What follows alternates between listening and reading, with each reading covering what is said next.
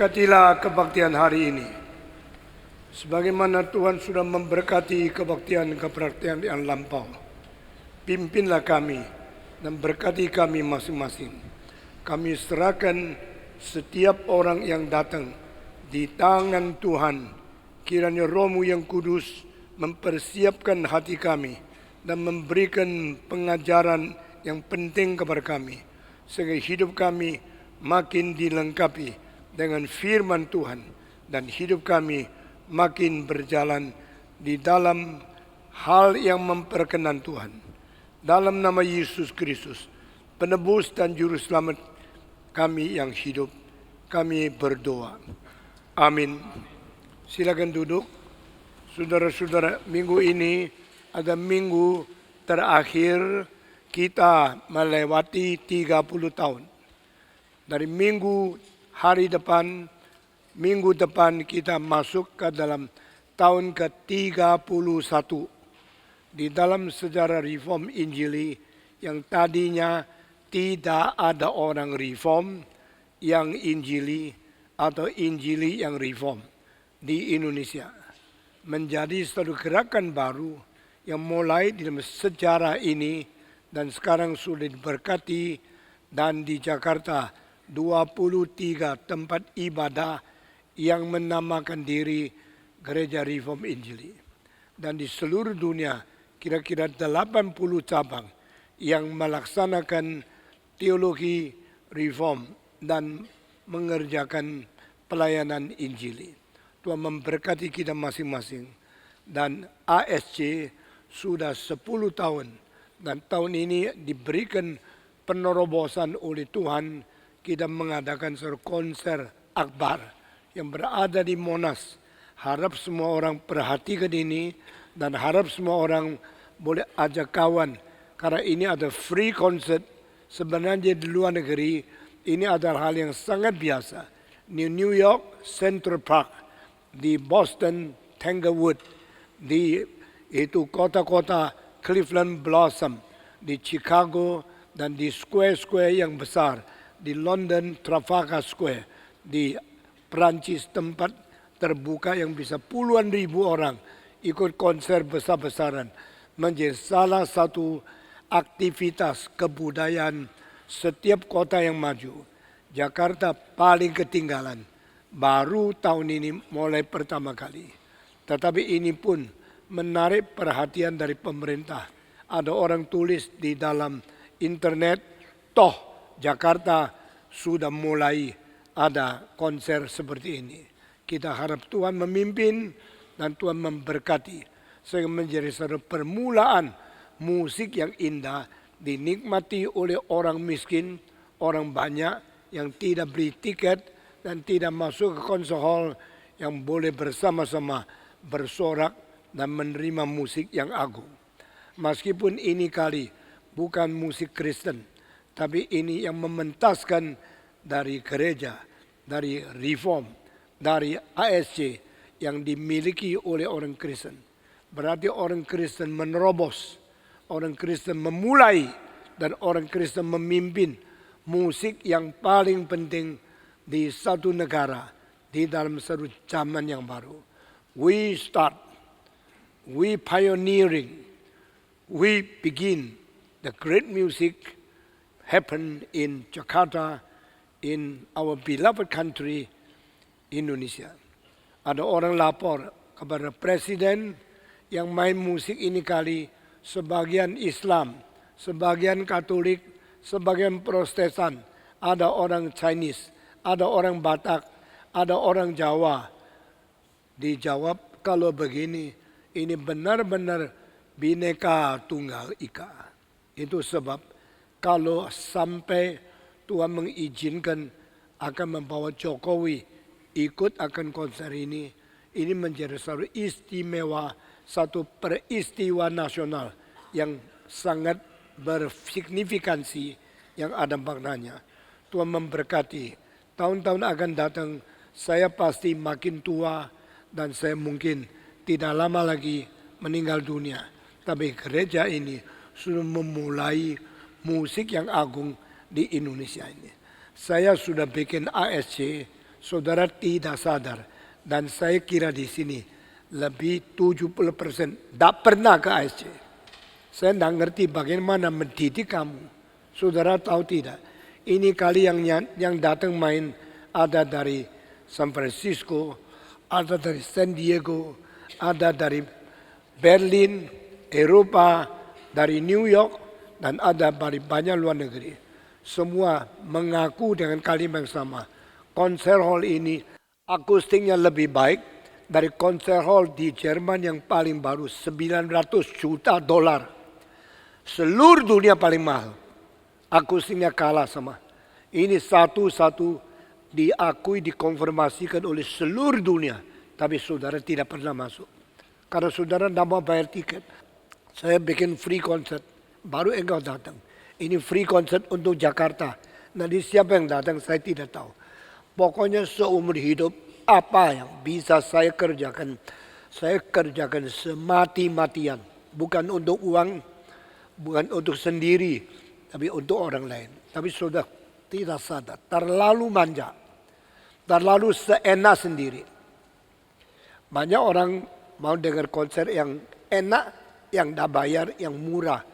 Tapi lagu yang indah. Anakmu belajar piano, setengah mati masih tidak karu-karuan. Anak lu belajar nyanyi, sudah belajar lama masih fales-fales. Ini yang terbaik, pemain yang terbaik, penyanyi yang terbaik dipentaskan. Tapi saudara tidak pernah menghargai orang lain. Kiranya apa yang saya ngomong bisa masuk ke dalam kupingmu. Dan dari engkau dan keluargamu bisa makin mengerti kebudayaan tinggi. Teologi yang terbaik ada di Reform. Ini bukan mainan. Penginjilan yang parmuni ada di Reform Injili. Filsafat yang paling benar kita garap. Lagu yang paling indah kita pentaskan. Lukisan yang paling terkenal di dunia ada di museum. Gerakan ini telah memberikan mutu tertinggi untuk zaman ini. Saudara masih tidak puas? Saudara masih seenak sendiri? Mari kita belajar, rendah hati, belajar yang terbaik. Kalau Tuhan memberikan hamba yang baik di sini, jangan kira itu akan selalu. Mendadak Tuhan panggil Stephen pulang. Tidak ada orang yang bekerja cara seperti ini. Saya percaya seumur hidup saya bukan untuk saya sendiri. Yang belajar arsitek yang terbesar di dunia datang melihat gedung ini kaget. Panjangnya 80 meter.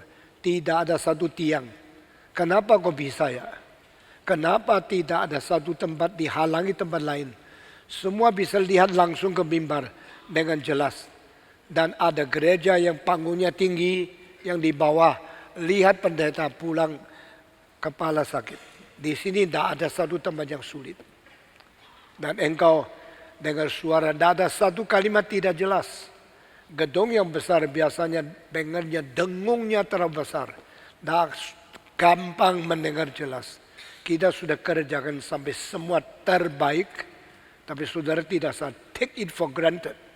Saudara-saudara, kalau engkau besok Stephen Tong sudah mati, yang desain gereja orang lain, engkau masuk ini dah beres, itu beres, baru mulai sadar, dulu pernah dapat berkat begitu besar, tapi Tuhan tidak tentu memberkati setiap waktu sama.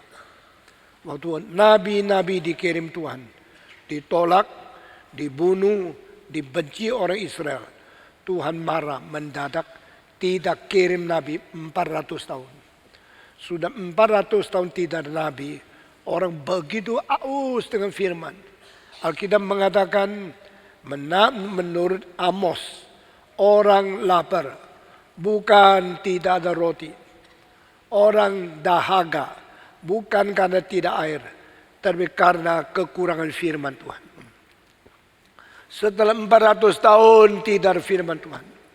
Setelah 4 abad tidak dikirim satu nabi. Mendadak Tuhan turunkan seorang namanya Yohanes Pembaptis. Bertobatlah kamu. Karena kerajaan Allah sudah dekat. Begitu teriak di dalam 1-2 bulan. Seluruh Yudea. Seluruh tanah Israel. orang keluar dari kampung, dari kota, dari desa mereka, pergi kumpul di Sungai Yordan dengar khotbah dia. Ratusan ribu orang. Waktu itu tidak ada iklan, tidak ada baliho, tidak ada traktat, tidak ada brosur. Dengan teriakan bertobatlah kamu, semua orang datang dengar khotbah dia. Setengah tahun kemudian khotbahnya terlalu keras, dia dipenggal kepalanya. Tidak ada lagi nabi. Lalu Israel dibuang oleh Tuhan, negara Israel ditinggalkan oleh Tuhan, bahasa Yahudi dibuang oleh Tuhan. Mulai waktu itu Tuhan wahyukan kebenaran, tidak lagi pakai bahasa Yahudi, tidak lagi pakai bangsa Israel, tapi Tuhan pakai rasul-rasul Yesus Kristus dengan bahasa Yunani, merubah kitab suci jadi perjanjian baru dengan bahasa bukan Ibrani lagi. Perubahan besar ini mengakibatkan tahun 70 bait Allah dibongkar, bait Allah dihancurkan, dan dari tahun 70 sampai sekarang sudah lebih hampir 2000 tahun orang Israel tidak ada nabi, tidak ada imam, tidak ada raja, terpencar di seluruh dunia karena mereka tidak menghargai pengajaran dari Tuhan. Saudara-saudara, kalau setiap minggu kita bisa dengar khotbah di sini, dan khotbah di sini disiarkan melalui Reform 21 dan TV, streaming, dan yang lain-lain sampai di kota-kota yang lain, sampai di seluruh dunia, itu anugerah Tuhan. Mari kita menghargai, mari kita mencintai Tuhan kita. Tuhan memberkati kita masing-masing. Saudara masih ingat khotbah apa minggu lalu? Minggu lalu saya berkhotbah dengan cinta kasih, dan tema minggu lalu ada jangan gampang marah. Kemarahan tidak memuliakan Tuhan, tetapi kemarahan yang sungguh akan menggenapi kemuliaan Tuhan Allah. Jadi ini paradoks. Dari satu pihak kemarahan sangat merusak, di pihak yang lain kemarahan yang suci menggenapi kemuliaan Tuhan. Ini tersimpan di dalam Mazmur 76 ayat ke-10. The wrath of human being which is righteous, which is good, will fulfill the glory of God. Tetapi jangan sembarangan cepat marah, jangan gampang marah, karena itu tidak beres. Inilah khotbah minggu yang lalu. Sekarang kita meneruskan cinta kasih yang sejati seharusnya mempunyai sifat yang bagaimana. Mari kita membaca dari 1 Korintus pasal ke-13. 1 Korintus pasal ke-13. Kita membaca ayat 5, semua membuka dan semua membaca bersama-sama. 1 Korintus 13 ayat ke-5. Semua 1, 2, 3. Ia tidak melakukan yang tidak sopan dan tidak mencari keuntungan diri sendiri. Ia tidak pemarah dan tidak menyimpan kesalahan orang lain.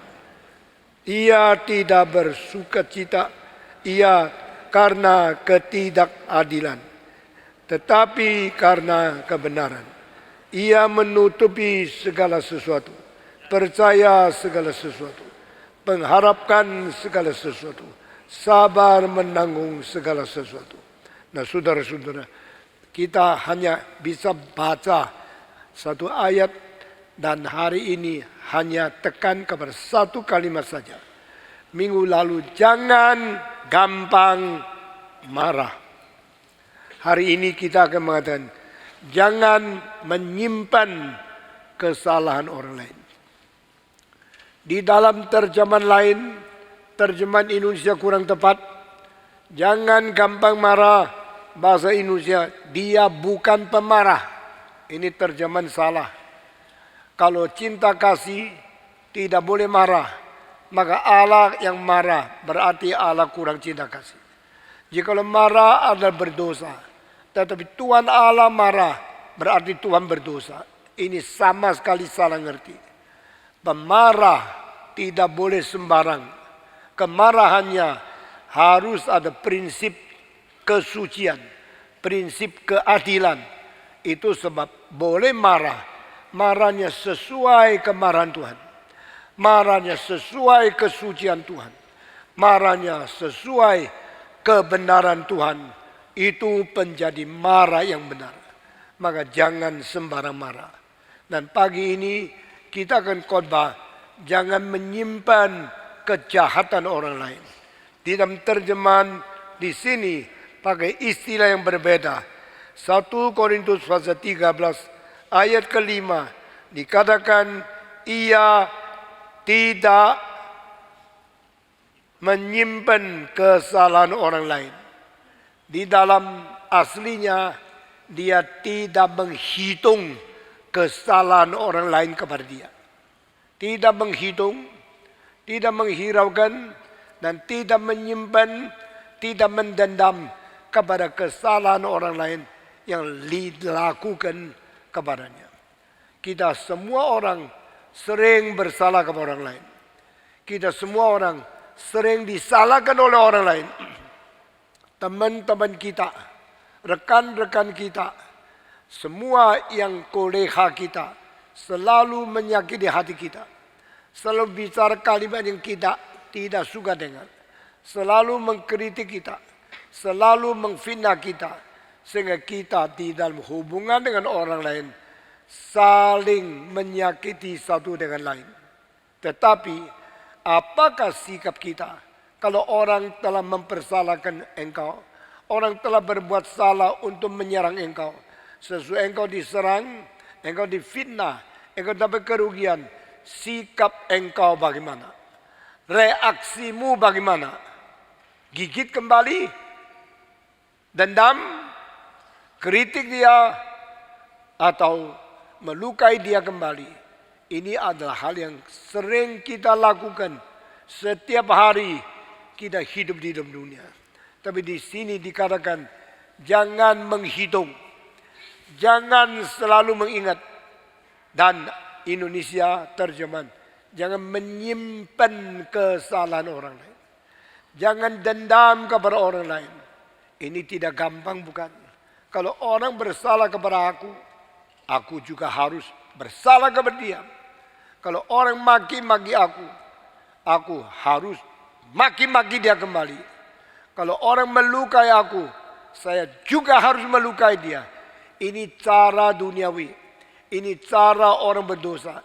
Ini cara biasa dari kebudayaan yang tidak mengenal Tuhan. Tapi kitab suci tidak demikian. Kitab suci berkata Allah memberikan anaknya bukan saja menyelamatkan manusia, tapi juga menjadi contoh bagaimana seharusnya kita hidup. Kita harus bagaimana berkelakuan, bagaimana melakukan kepada orang lain sesuai teladan yang diberikan oleh Yesus Kristus. Yesus Kristus berkata, engkau harap diperlakukan bagaimana oleh orang lain kepadamu. Engkau sendiri harus terlebih dahulu memperlakukan prinsip yang sama kepada orang lain.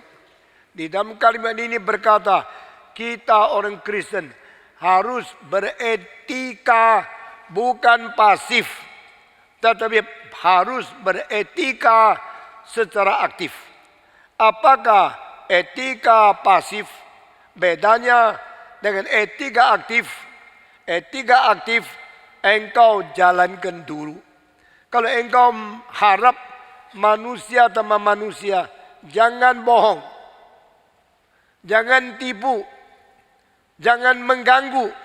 Kalau engkau percaya masyarakat perlu damai, engkau percaya masyarakat perlu sopan, perlu saling mengasihi, maka etika yang aktif berarti engkau sopan dulu, engkau jujur dulu, engkau menghormati orang dulu.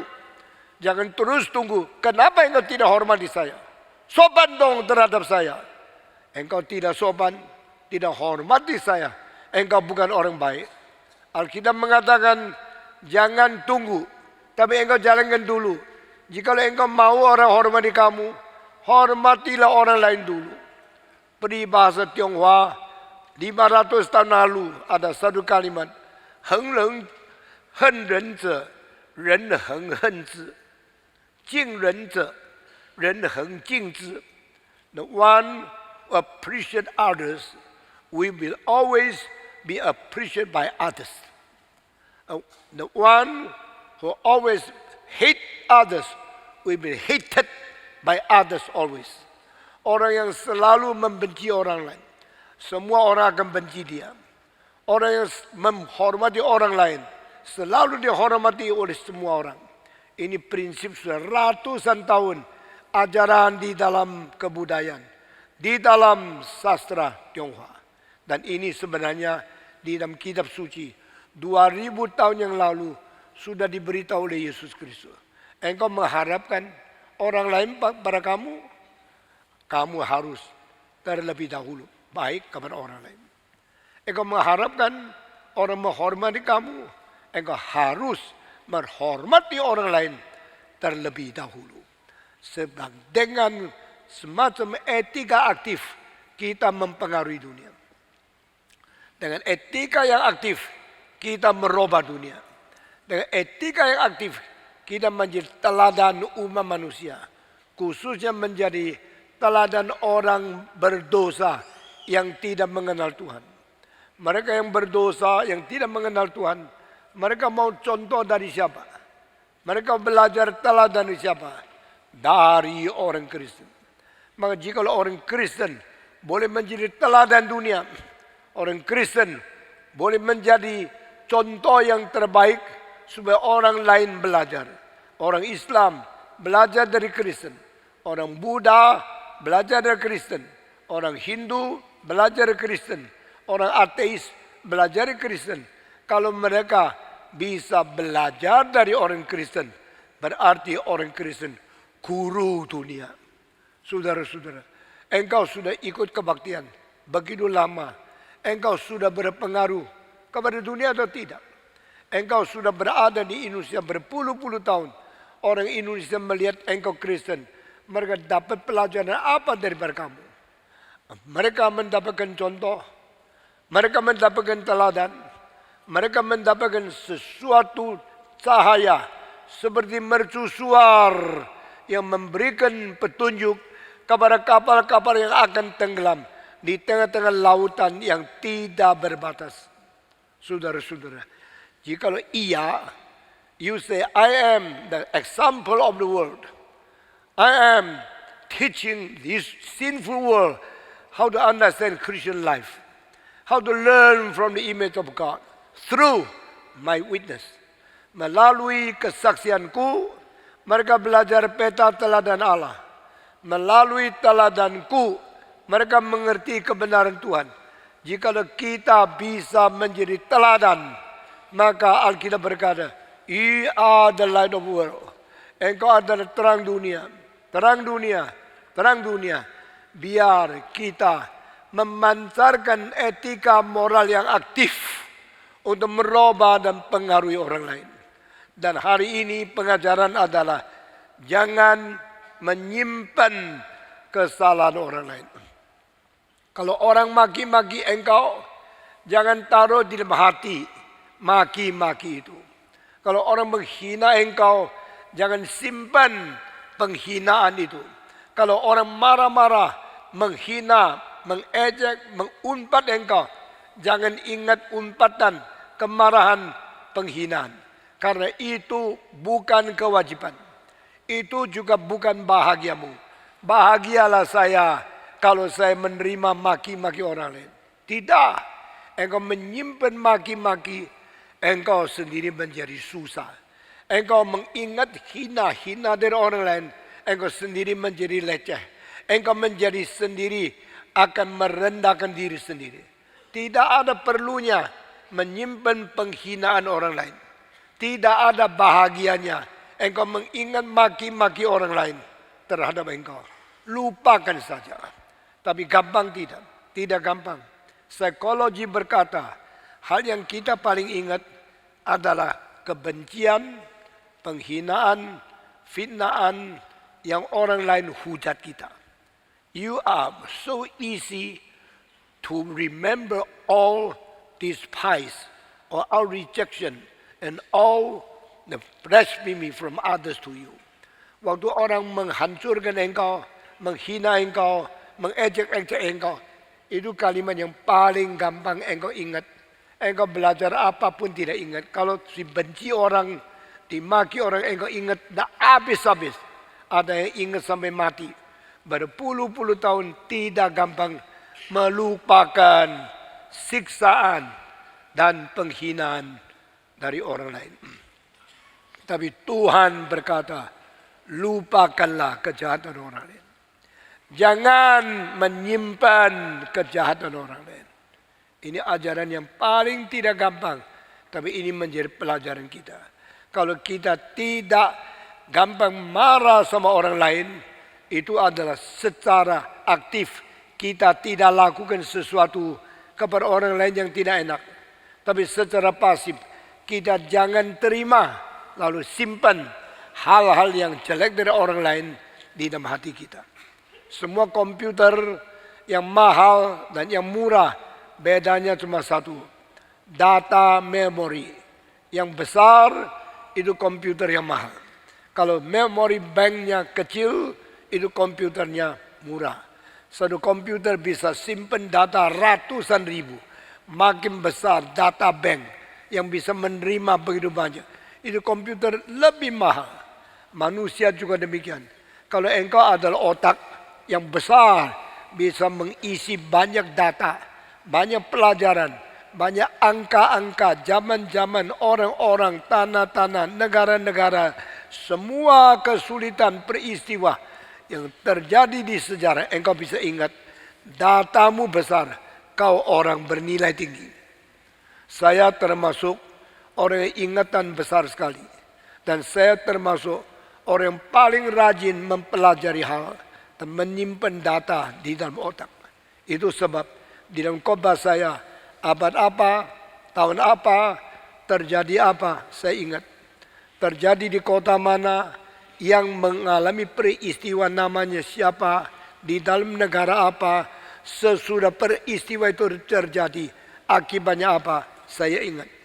Saya ingat semua ini menjadi limpah khotbah saya.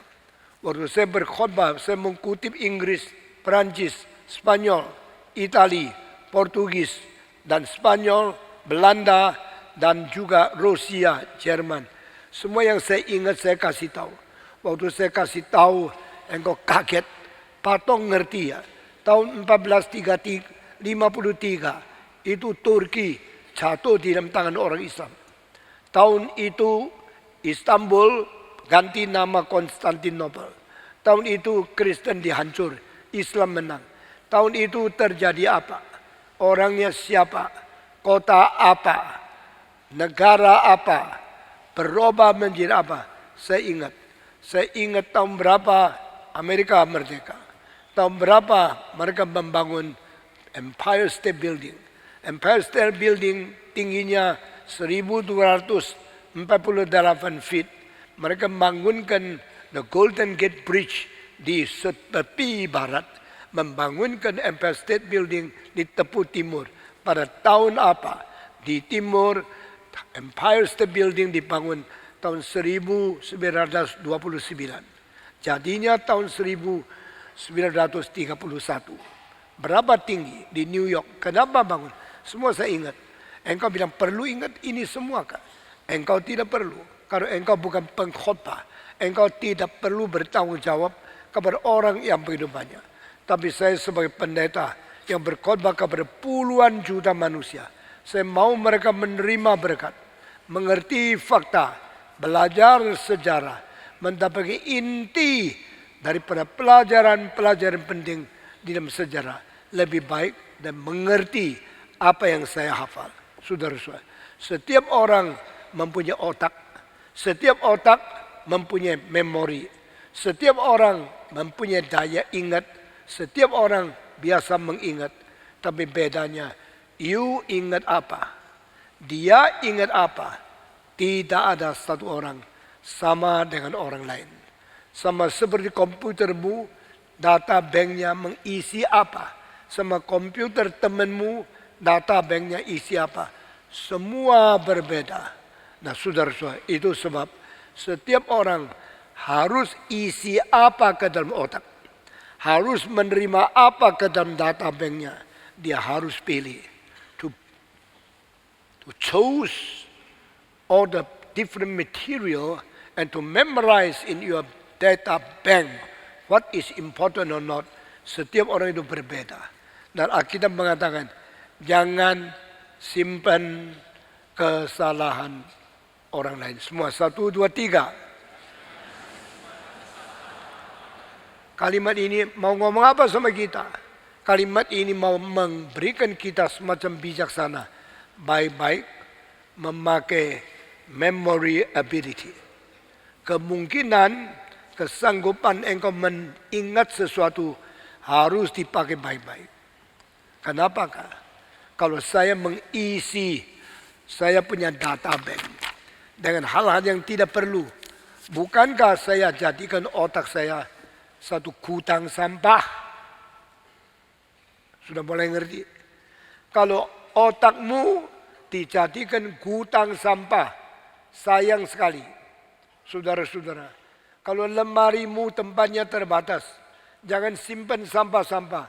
Simpan yang paling penting, arloji yang paling mahal, berlian yang paling pengkilap, semua yang paling bermutu simpan.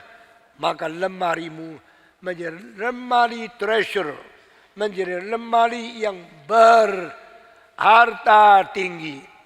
Tapi kalau lemarimu engkau simpan kertas yang kotor, kertas sudah bekas pakai di dalam toilet, lalu simpan kertas yang kotor-kotor itu, lemarimu akan bau, lemarimu akan menjadi busuk, lemarimu akan penuh dengan bakteri di dalamnya.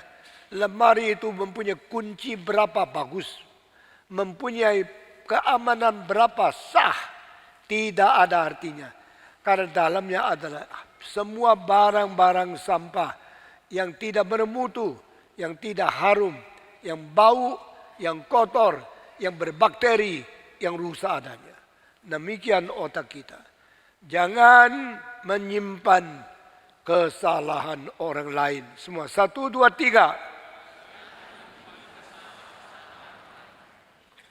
30 tahun yang lalu gereja ini dibangun. 28 yang lalu saya pernah khotbah satu khotbah. Engkau tidak ingat, saya masih ingat. Di dalam khotbah itu saya berkata, manusia semua memikul 2 kantongan besar. Biasanya satu taruh di depan dan yang kedua taruh di belakang. Saya memikul satu beban yang ada 2 kantongan. Satu di depan, satu di belakang. Lalu saya memikul dan keseimbangan itu. Lalu saya berkhotbah. Saya yuk semua sudah lupa. Saya yang berkhotbah saya tidak lupa. Kantongan depan biasanya isi 2 barang. Kantongan belakang juga isi 2 barang. Siapa yang masih ingat saya khotbah itu? Coba angkat tangan. Sudah 28 tahun. Engkau semua lupa. Saya kasih tahu. Yang di kantongan depan 2 barang. Yang di kantongan belakang 2 barang. Apa yang ditaruh di depan?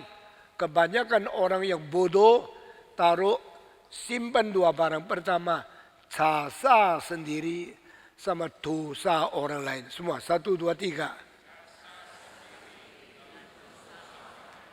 Lalu di kantongan belakang dia isi apa?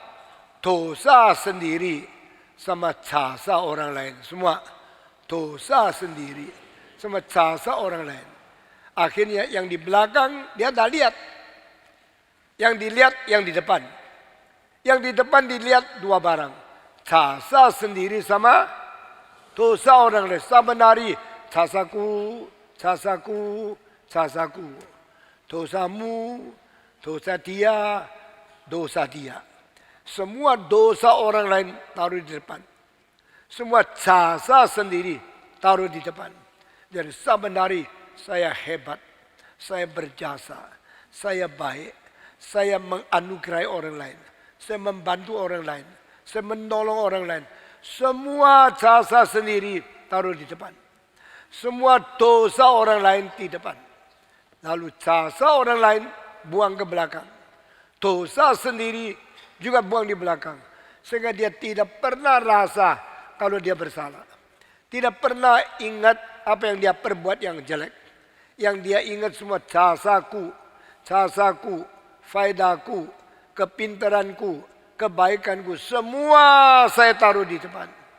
Saya mau tanya, orang yang menaruh jasa sendiri sama dosa orang lain di depan, orang itu bersuka cita atau tidak? Jawab.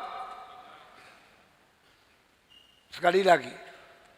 Orang yang menaruh jasa sendiri sama dosa orang lain di depan, orang itu hidupnya bahagia atau tidak? Bersuka cita tidak? Tidak. Karena itu berpikir ini orang jahat, itu orang tidak sopan, orang itu kurang ajar sama saya. Semua dosa orang lain diingat-ingat di depan. Dan jasa sendiri terus dihitung sendiri. Saya begitu baik, saya membantu dia berapa uang, saya pernah meminjamkan dia berapa harta, saya pernah baik menghadapi dia berapa kali. Semua jasa sendiri, hitung-hitung tidak habis. Semua dosa sendiri, ingat-ingat tidak habis. Orang ini tidak ada sukacita. Yang cilaka lagi, dia taruh di belakang jasa-jasa orang lain.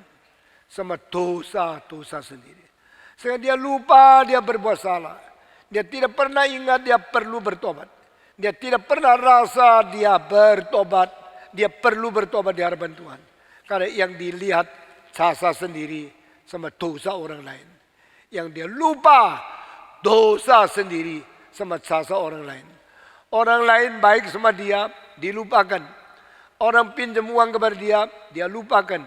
Akan tidak pernah mau bayar. Karena dia tidak ingat. Dia tidak tahu kalau dia sudah hutang orang lain. Dia cuma tahu orang lain hutang dia. Orang seperti ini selalu tidak ada bahagia.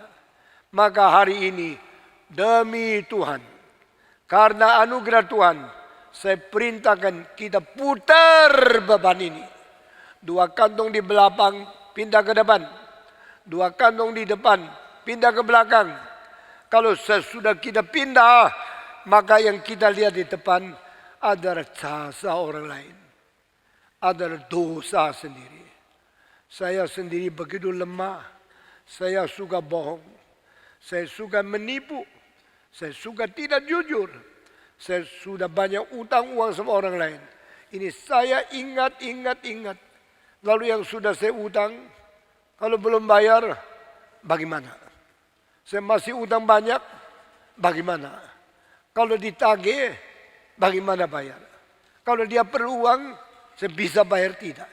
Engkau terus ingat utangmu, ingat salahmu, ingat kekuranganmu, karena ditaruh di depan. Lalu engkau ingat, orang itu dulu bantu saya. Dia pernah meminjamkan uang kepada saya. Dia pernah menolong saya. Waktu saya dalam kepicikan, dalam kesulitan. Dia begitu banyak kali menolong saya. Saya harus bagaimana berterima kasih kepada dia. Saudara-saudara, kau sering lupa kebaikan orang lain. Kau sering mentiadakan jasa orang lain. Sampai kapankah? Kalau engkau terus mengingat jasamu sendiri. Kalau engkau terus mengingat kelemahan orang lain. Engkau akan diikat oleh kesedihan. Engkau akan ditindas oleh kesusahan. Dan engkau tidak kebebasan. Karena semua yang salah menekan engkau, menguasai engkau, mengikat engkau. Tetapi saudara-saudara, kalau engkau mau bahagia, minta Tuhan merubah situasi. Semua kesalahanku saya pindah ke depan. Semua jasa orang lain saya taruh di depan. Lalu setiap hari ingat, orang ini baik, orang itu baik, orang ini banyak membantu, orang itu banyak menolong, orang itu banyak memberikan uang pinjaman kepada orang lain. Ini orang baik. Lalu selalu ingat saya utang orang lain. Saya salah, saya berdosa. Saudara-saudara, adakah uang yang kau utang lain sampai hari ini tidak bayar? Ada tidak? Kalau ada, jawab saya. Kapan mau bayar? Tidak apa-apa.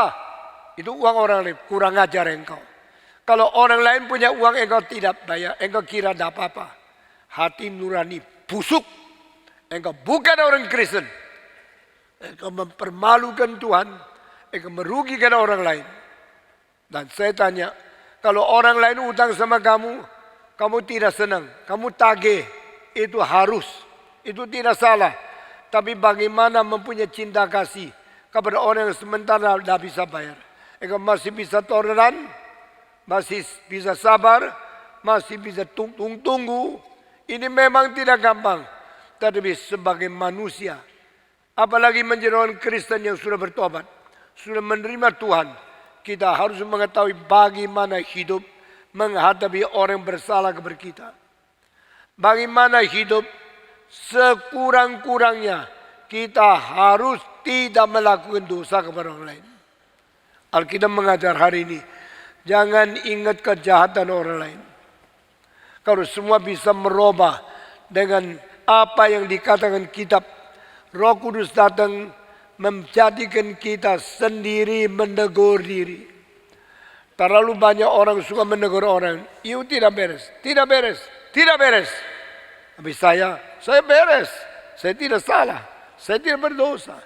Karena engkau selalu melihat jasamu dan selalu ingat dosa orang lain. Maka engkau tidak pernah bahagia. Engkau tidak pernah memuaskan hati Tuhan. Tidak pernah menyenangkan Roh Kudus. Sebaliknya, engkau mendukakan Roh Tuhan. Engkau menipu diri karena engkau selalu mengingat kesalahan orang lain.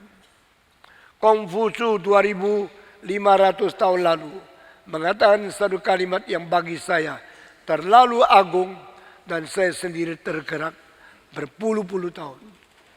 Konghucu berkata, 君子求诸己, 小人求诸人. Saya menerjemahkan artinya. Seorang yang agung, seorang gentleman selalu menuntut diri sendiri dengan keras. Dia tidak mau mengampuni diri. Tidak mau membiarkan diri bersalah terus. Tuntut diri. Menuntut diri. Makin keras. Orang ini makin baik. Dan Konghucu mengatakan. Seorang kerdil. Orang bajingan. Selalu tuntut orang lain. Saya ambil contoh. Kalau engkau melihat gereja ini kok kotor ya. Banyak debu. Engkau mulai marah-marah. Engkau marah sama siapa? Marah sama pendeta.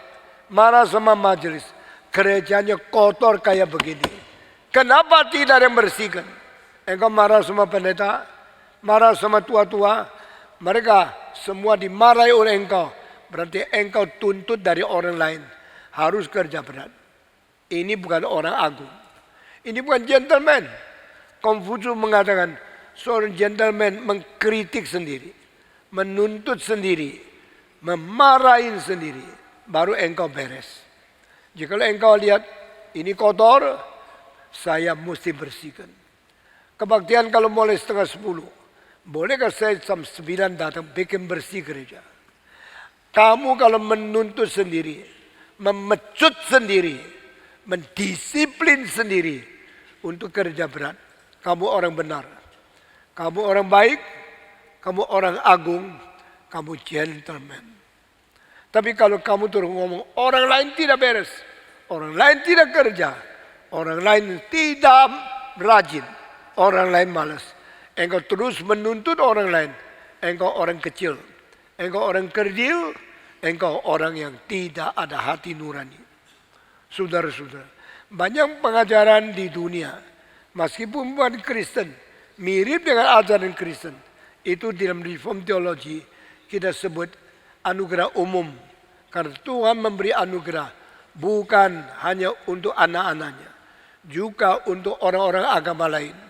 Anugerah umum diberikan secara umum kepada setiap orang yang beda agama, beda suku, beda kebudayaan. Tidak apa, asal mereka ciptaan Tuhan.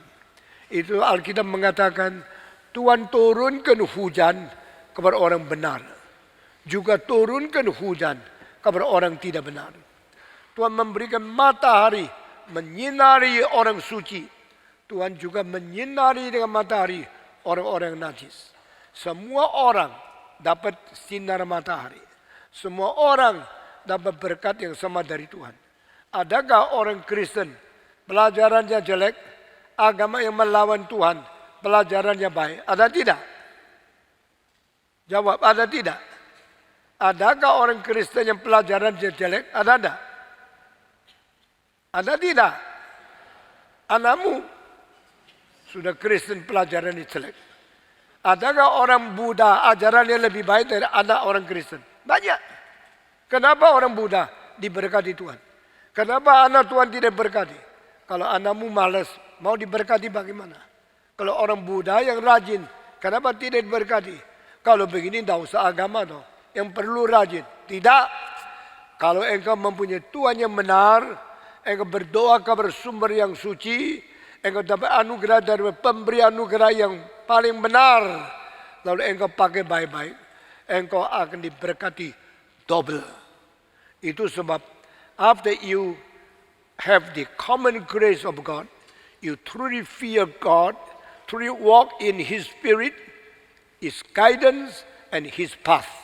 Engkau berjalan di dalam pimpinan Roh Kudus, berjalan di dalam kebenaran kesucian Tuhan, berjalan sungguh-sungguh taat kepada Dia, engkau akan dapat anugerah double. Setelah engkau mendapatkan anugerah keselamatan, engkau akan dapat bijaksana yang paling tinggi dari Tuhan, lalu menjadi orang hidupnya tidak mempermalukan nama Tuhan. Saudara-saudara, dengar kalimat di bawah ini. Belajar dari saya, seorang bodoh tapi diberkati oleh Tuhan. Saya tidak pernah masuk sekolah filsafat, tapi saya mengajar filsafat. Saya tidak pernah masuk sekolah musik, saya memimpin simfoni orkestra yang paling baik di Jakarta. Saya tidak pernah masuk universitas arsitek, saya bangun gereja reform terbesar di dunia. Dan waktu engkau masuk gereja ini, engkau rasa nothing wrong, tidak ada salahnya, tidak ada pilar yang tidak beres. Tidak ada tempat duduk yang tidak bisa lihat. Semua indah, semua cocok. Tidak ada tempat yang dengar suara tidak beres. Karena di sini akustiknya bagus. Kita pasang speaker dengan tempat yang bagus.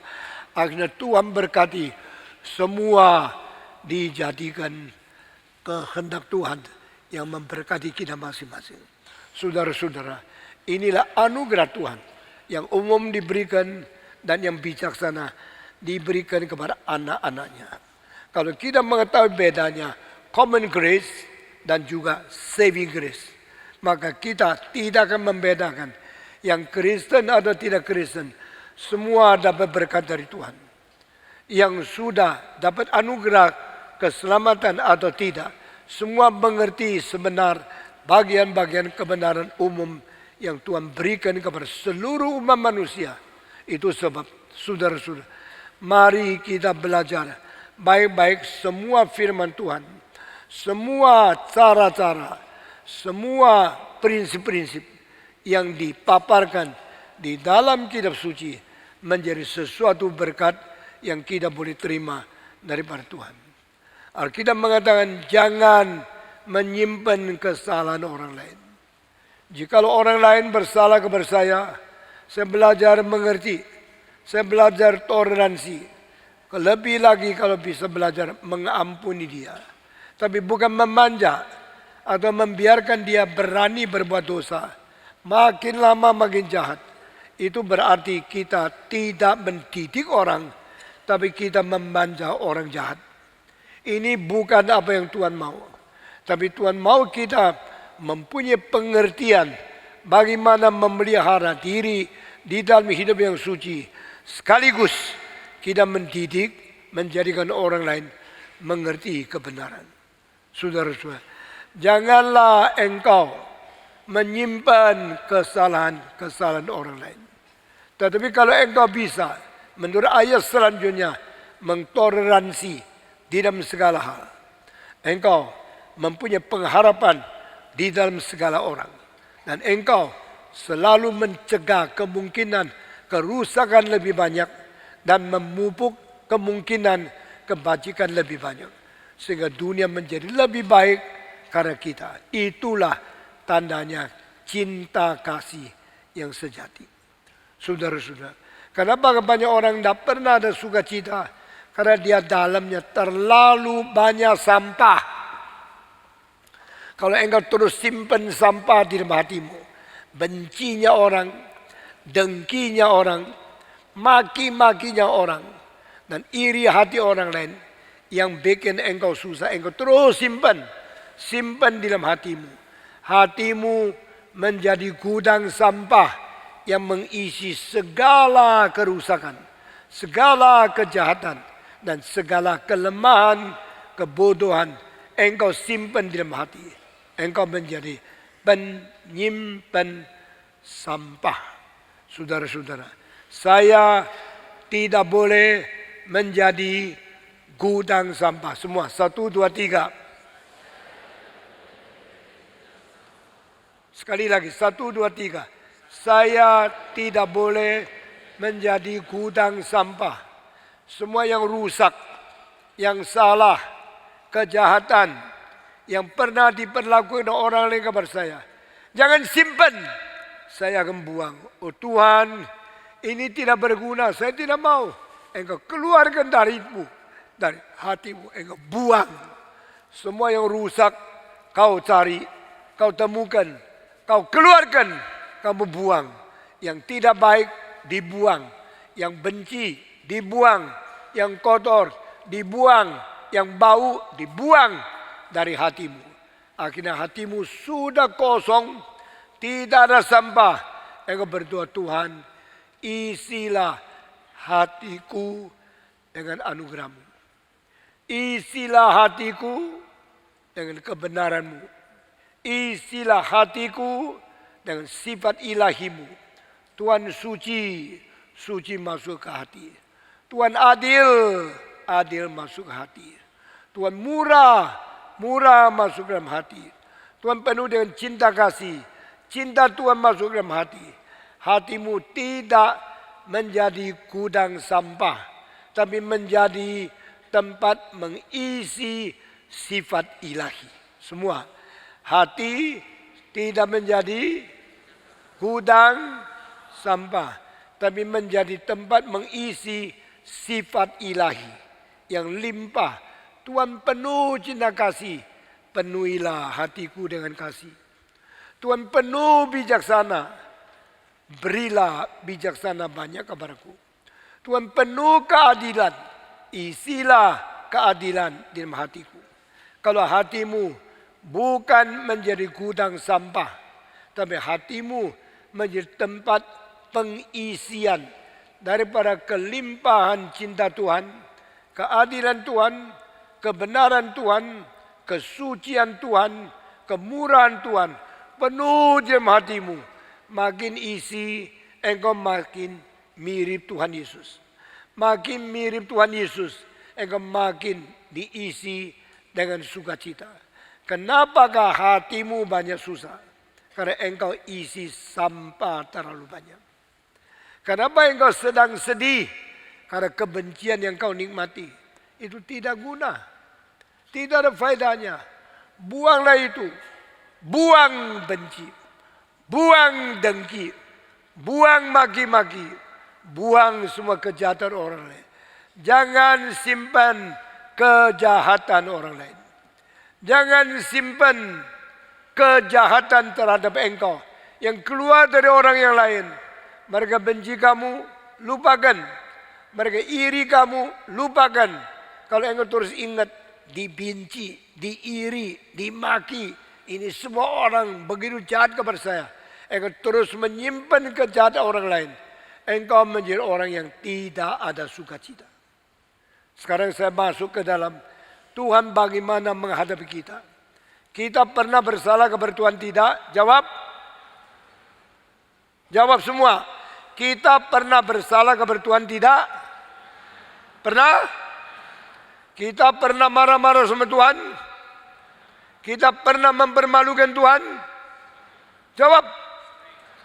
Kita semua pernah mempermalukan Tuhan. Marah-marah kepada Tuhan. Kerja sesuatu yang salah. Lalu mempersalahkan Tuhan. Tuhan itu panjang sabar. Tuhan itu tidak dengki. Tuhan penuh kemurahan.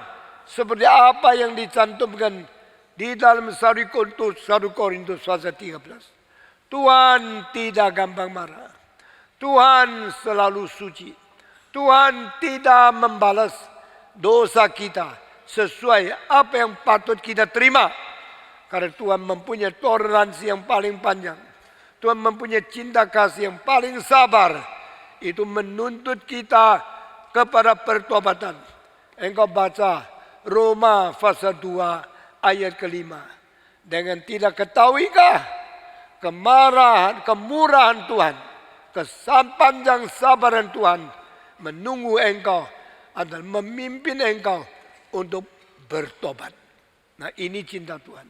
Kalau Tuhan begitu baik sama kita, kita juga harus belajar bagaimana baik kepada orang lain yang bersalah kepada kita. Itu sebab jangan simpan kesalahan orang lain.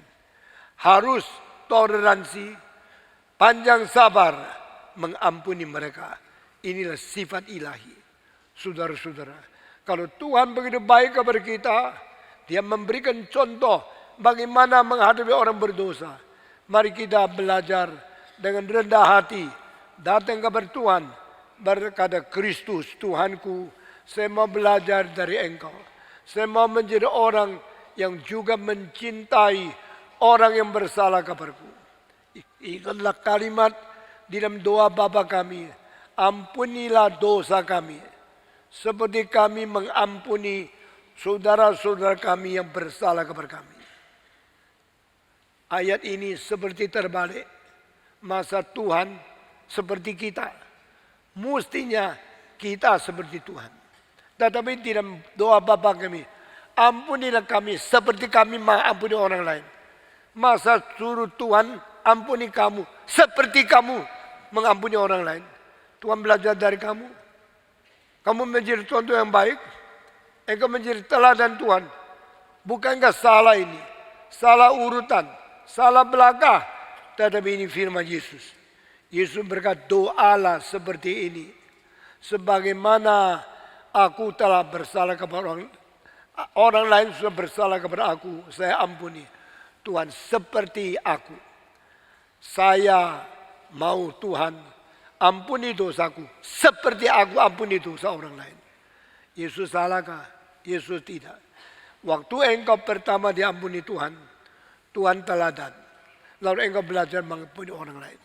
Setelah engkau sudah diselamatkan, engkau mesti jalankan sesuatu kewajiban mengampuni orang lain. Baru engkau berhak minta Tuhan mengampuni engkau. Ini rahasia yang sangat tinggi. Ini urutan yang seperti terbalik. Tetapi inilah yang Tuhan didik kita. Tuhan ampunilah aku seperti aku mengampuni orang lain. Jikalau engkau tidak mengampuni orang lain, tidak berhak minta Tuhan mengampuni engkau.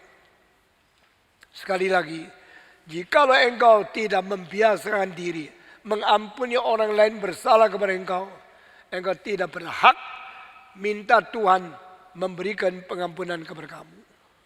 Namun demikian, di dalam ayat yang kita baca ini, jangan mengingat kesalahan orang lain. Berarti harus belajar mengampuni orang lain sebagaimana Tuhan mengampuni engkau terlebih dahulu. Di dalam keselamatan, Tuhan mengampuni saya dulu, baru saya belajar bagaimana mengampuni orang lain. Tetapi dia hidup rohani. Setelah menjadi orang Kristen, engkau harus mengampuni orang lain terlebih dahulu, baru berhak minta Tuhan mengampuni engkau. Ini satu hal yang paradoksikal, yang terbalik, mana dulu, mana belakang. Sebelum saya menjadi orang Kristen, saya harus minta Tuhan ampuni saya dulu. Barulah saya belajar bagaimana mengampuni orang lain. Tapi setelah saya diampuni Tuhan, saya mesti balikkan menjadi orang yang mengampuni orang lain dulu, baru berhak minta Tuhan mengampuni saya. Nah ini satu keadaan terbalik. Di gereja lain tidak ada yang mengajar dan pendeta banyak yang tidak memberitahu. Sekarang saya beritahu kepada engkau. Sekali lagi, waktu engkau diselamatkan, engkau dapat pengampunan dari Tuhan dulu. Setelah Tuhan mengampuni dosamu, baru engkau diselamatkan. Setelah engkau diselamatkan, engkau harus belajar bagaimana mengampuni orang lain. Tetapi setelah engkau diselamatkan, engkau harus sendiri belajar mengampuni orang lain dulu, baru berhak minta Tuhan boleh mengampuni dosamu. Forgive our sin as what we have forgiven the sin for those who are against us. Ini ayat Alkitab, pengajaran doa bakamai daripada Yesus Kristus sendiri. Saudara-saudara, saya tidak habis-habis menemukan rahasia kitab suci yang begitu indah untuk mengkoreksi hidupku supaya kita menjadi anak Tuhan yang baik. Saya teruskan, bagaimanakah Tuhan menjadi teladan? Bagaimanakah Tuhan menjadi contoh mengampuni dosa kita? Alkitab berkata, Tuhan menginjak dosa kita di bawah kakinya. Tuhan melempar dosa kita ke belakangnya dia. Nah ini 4 contoh. Pertama, to put our sin under his feet and he jump over it. Tuhan menginjak dosa kita di bawah kakinya. Kedua, Tuhan membuang dosa kita di belakangnya dia. Sehingga tidak lihat lagi. Karena di belakang tidak ingat lagi. Karena tidak kelihatan. Tuhan begitu melupakan dosa kita. Membuang dosa kita di belakangnya dia. Sehingga di depan dia tidak lihat lagi. Ketiga, Tuhan mengampuni dosa kita. Dia menghapus dosa kita. Saudara lihat, kalau di atas papan guru tulis, sudah tulis semua sudah ada. Rekornya semua jelas. Sekarang penghapus datang, dia menghapus itu, sesudah hapus, tidak ada bekas lagi. Tidak ada cacat lagi. Tidak ada catat lagi, karena sudah dihapus. Cara Tuhan menghapus kita adalah pakai darah Yesus Kristus. Nah saudara, ini adalah cara-cara Tuhan dan dosa kita. Dan keempat, Tuhan melemparkan dosa kita ke dalam laut yang sedalam-dalamnya. Dia buang dosa kita ke dalam laut, lalu ditutup oleh air. Tidak ada lagi, tidak muncul lagi. Yang sudah dibuang ke dalam laut yang paling dalam, siapapun tidak bisa keluarkan gampang. Karena itu sudah terlalu dalam. Laut yang paling dalam di seluruh dunia, lebih daripada gunung di atas Himalaya yang paling tinggi. Gunung paling tinggi itu adalah yang disebut Chumo Langmafong atau Everest Mount. Itu tingginya 8.894 meter dulu. Sekarang sudah lebih 100 meter. Karena gempa bumi mengakibatkan perubahan bumi ini. Dan dia lebih tinggi lagi dari dulu. Tetapi saudara, 8.894 meter di bawah 10.000 meter. Sedangkan laut yang paling dalam dekat Filipina, di utaranya Jakarta, di utaranya Manado, di utaranya Mindanao, di utaranya Luzon, dan di situ ke timur kira-kira 300 meter. Ada laut paling dalam di dunia. Dalamnya adalah 12.300 meter. Ini laut paling dalam di dunia. Lebih tinggi daripada gunung yang paling tinggi dunia. Berarti kalau dunia menaruh gunung yang paling tinggi, dicemplungkan ke dalam lautan yang paling dalam, tetap tidak kelihatan. Karena laut itu menutup. Saya heran ya. Heran Alkitab begitu akurat. Alkitab mengatakan Tuhan membuang dosa kita masuk ke dalam laut yang paling dalam. Berarti gunung yang paling tinggi dipindah ke laut tetap tenggelam, tetap ditutup. Tuhan yang mewahyukan kitab suci. Begitu tepat, begitu akurat, dan begitu sempurna adanya. Bukan saja demikian, setelah 4 ini, God throw our sins into the deepest part of the sea. God throw our sins behind He Himself. He never see anymore in His front. God had already stepped on our sin under His foot. Allah telah menginjak dosa di bawah kaki. Allah melempar dosa di belakang dia. Allah membuang dosa di dalam laut yang paling dalam. Ini semua perumpamaan yang ditulis di Alkitab. Saya minta anak-anak STT pergi cari di mana ayatnya. Ini ada beberapa ayat Tuhan membuang dosa di belakang. Ayatnya di mana? Saudara orang Kristen biasa tidak perlu. Tapi anak STT yang belajar di sekolah teologi, cari, kasih tahu sama saya, di mana ayatnya Tuhan membuang dosa di belakang dia. Tuhan menginjak dosa di kaki dia. Ini semua ayat Alkitab. Dan bukan saja demikian, masih ada satu lagi. Tuhan menjauhkan dosa kita dari kita. Seperti timur, jarangnya sampai di barat. Saya mulai kaget. Waktu saya masih muda, saya menemukan ayat-ayat ini. Dan saya mau tanya, kenapa bukan dari utara ke selatan? Kenapa dari timur ke barat? Timur ke barat jauh sekali. Selatan ke utara juga jauh sekali. Bukankah sama? Tidak. Alkitab mengatakan, God depart our sin from us as far as east to west. Bukan from north to south. Kenapa? Saya mulai penasaran. Saya mau tahu apa bedanya dari timur ke barat dan dari utara ke selatan. Caranya tidak samakah? Kenapa tidak pakai utara ke selatan? Kenapa pakai timur ke barat? Akhirnya setelah saya menyelidiki geografi, saya mempelajari data-data yang paling akurat, saya menemukan Alkitab tidak salah. Tuhan tidak mengatakan dia menjauhkan dosa kita dari kita seperti utara ke selatan. Tapi Tuhan berkata, dia menjauhkan dosa kita dari kita dari barat ke timur. Apa sebab? Akhirnya saya mengetahui jawabannya. Karena bumi ini bundar tetapi lonjong. Sehingga dari timur ke barat lebih panjang dari utara ke selatan.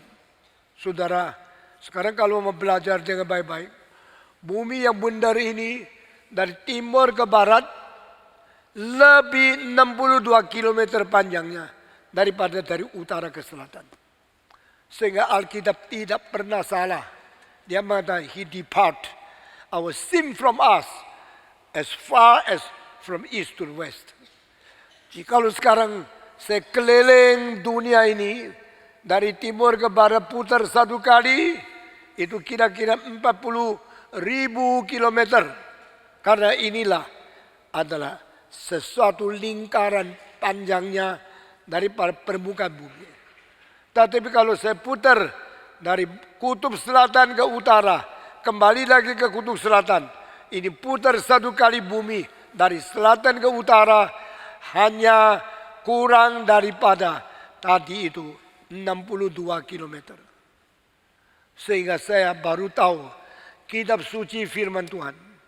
Kitab suci bukan wahyu sembarang ditulis oleh nabi. Salah-salah tidak apa-apa. Karena itu kira-kira. Tidak. Allah itu Allah sejati. Allah pencipta. Allah yang menghitung bumi berapa meter, berapa kilometer. Semua tidak salah. Seperti saat tadi saya katakan, buang ke dalam laut yang paling dalam. Kalau engkau sekarang buang satu gunung yang paling tinggi, masuk ke dalam laut, sesudah masuk gunung ini sudah sampai di paling dalam. Laut itu lebih tinggi, berarti tenggelam semua. Alkitab tidak salah. Mengapa timur ke barat? Mengapa bukan utara ke selatan? Karena Tuhan mengetahui bumi yang Dia cipta memang lebih lonjong, lebih gepeng, lebih panjang timur ke barat. Ini tidak bisa dibantah, ini tidak bisa ditolak, ini tidak bisa ditiadakan. Karena ini sudah ditetapkan oleh Tuhan. Kedua, bumi ke barat artinya apa? Artinya jarak yang paling jauh. Di dalam bumi ini kita lihat ada solar system. Solar itu matahari. Solar system. Sistem dari matahari ini ceper, lebar, semua putar di dalam dataran yang hampir sama. Yang paling dekat itu planet seperti Mercury, planet yang kecil. Dan paling jauh itu seperti Pluto. Itu seperti itu yang namanya adalah bintang-bintang yang jauh sekali. Ini 9 bintang dari Venus, daripada Mercury, dari bumi, dari Mars, dari Jupiter, terus Uranus sampai terakhir. Itu makin lama makin jauh. Ini di dalam dataran yang sangat panjang timur ke barat. Dari utara ke selatan sangat pendek. Bukan secara solar system. Seluruh galaksi ada demikian. Di dalam galaksi ada berapa planet? Ada mungkin ratusan juta miliar planet. Dan semua teraturnya kepeng. Sehingga timur ke barat jauh. Utara ke selatan lebih dekat. Maka Allah yang menciptakan langit dan bumi. Allah yang menciptakan bintang-bintang dan planet. Allah yang menciptakan solar system dan galaksi. Allah yang menciptakan constellation di dalam seluruh alam semesta. Dia mengetahui timur ke barat jauh lebih panjang daripada utara ke selatan. Itu sebab tidak ada salahnya kalau Tuhan mengatakan kalimat ini. Saya menjauhkan dosamu dari kamu seperti timur ke barat. Ini kalimat paling ilmiah, paling sesuai dengan astronomi, paling sesuai dengan fakta di dalam alam semesta. Karena Tuhan yang menciptakan alam semesta juga ada Tuhan yang mewahyukan kitab suci. Dua-dua dari Dia. Tak mungkin Dia salah. Kita bersyukur kepada Tuhan. Inilah pimpinan Tuhan. Bukan saja demikian. Contoh ketiga, kalau saya jalan kaki dari Jakarta terus pakai ke utara, sampai di Kamboja, sampai di Tiongkok, sampai di Beijing, sampai di Manchuria, sampai di Siberia, sampai terus naik, sampai di paling tinggi. Itu namanya kutub utara. Sudah saya sampai di kutub utara, saya jalan terus. Akhirnya mulai turun ke selatan. Dari kutub utara ke selatan. Sudah sampai di selatan, akan kembali ke utara. Selatan, utara. Utara, selatan. Selatan, utara. Itu namanya bola balik. Secara arah juga bola balik. Bagaimana kalau saya sekarang dari Jakarta ke Surabaya, ke Ujung Pandang, ke Papua, ke Pasifik, lalu maju terus ke Hawaii, maju terus ke Amerika, maju terus ke tepi timur, sudah Amerika, lalu ke Atlantik, sudah ke Atlantik, pergi Spanyol, lalu Spanyol pergi Rusia, sudah Rusia kembali lagi ke sini. Saya akan bola balik di bumi ini, tapi arahnya tidak pernah berubah. Kalau saya dari utara sudah sampai kutub, maju lagi menuju ke selatan. Sudah di kutub selatan, maju lagi ke utara. Ini namanya bola balik di dalam selatan, utara. Utara, selatan. Selatan, utara. Utara, selatan. Ini menghadap berubah-ubah. Tapi kalau saya sekarang berjalan menuju ke kanan, sampai kapan saya ke kiri? Tidak ada. Saya kalau ke timur, tidak mungkin ke barat lagi. Karena dia akan terus ke timur. Bagaimanapun merasanya ke timur. Sehingga berarti tempat yang tidak balik. That is an return direction. If you are going east, you will always go east. Never go west. For the direction wise, engkau punya arah Tidak pernah robah. Ke timur. Indonesia timurnya India. Lalu Hawaii timurnya Indonesia. California timurnya Hawaii. Florida timurnya Florida. Eropa timurnya Amerika. Lalu Arabia timurnya Jerman. Indonesia timurnya India. Lalu sesudah itu tetap timur. Tidak pernah ada barat. Karena menuju timur terus. Kalau ke utara selatan terus bola balik. Kalau ke timur bisa balik. Tidak bisa balik. Demikian Tuhan mengatakan, I will depart your sin from you as east to west. Berarti dosamu akan saya ampuni, dosamu akan saya hapus, dan tidak kembali lagi. Kita bersyukur kepada Tuhan. Alkitab dengan cara begini mengatakan bagaimana Tuhan menghadapi dosa kita. Itu sebab engkau juga belajar cinta kasih tidak menyimpan kejahatan orang lain. Cinta kasih selalu melupakan dosa orang lain. Sama seperti taruh di bawah laut, buang di belakangmu, dan memintakan dia seperti timur ke barat. Tuhan memimpin kita. Biar hari ini kita belajar satu hal. Buang sampah dari hati kita. 1, 2, 3. Tidak lagi mengingat kejahatan orang lain. Tidak lagi menyimpan kesalahan orang. Dengan demikian kita akan penuh sukacita. Selalu bersyukur kepada Tuhan. Karena Tuhan tidak membuang kita. Sampai di sini saya khotbah. Tuhan memberkati kita masing-masing. Mari kita mengucapkan pengakuan iman rasuli. Aku percaya kepada Allah, Bapa yang Maha Kuasa, Khalik langit dan bumi, dan kepada Yesus Kristus, anaknya yang tunggal Tuhan kita, yang dikandung dari Roh Kudus, lahir dari anak darah Maria, yang menderita sengsara di bawah pemerintahan Pontius Pilatus, disalibkan, mati dan dikuburkan, turun ke dalam kerajaan maut, pada hari yang ketiga, bangkit pula dari antara orang mati, naik ke surga, duduk di sebelah kanan Allah, Bapa yang Maha Kuasa, dan dari sana akan datang, menghakimi orang yang hidup dan yang mati. Aku percaya kepada Roh Kudus, gereja yang kudus dan am, persekutuan orang kudus, pengampunan dosa, kebangkitan tubuh, dan hidup yang kekal. Amin.